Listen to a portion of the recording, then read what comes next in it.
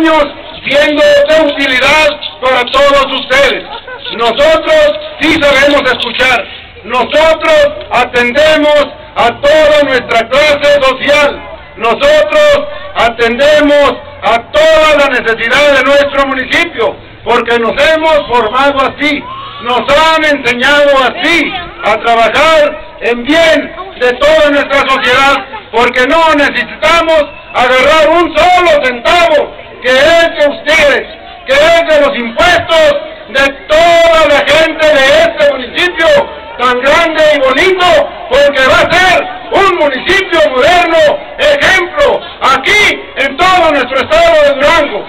Gracias, compañeras y compañeros, por asistir a este evento. Muchas gracias.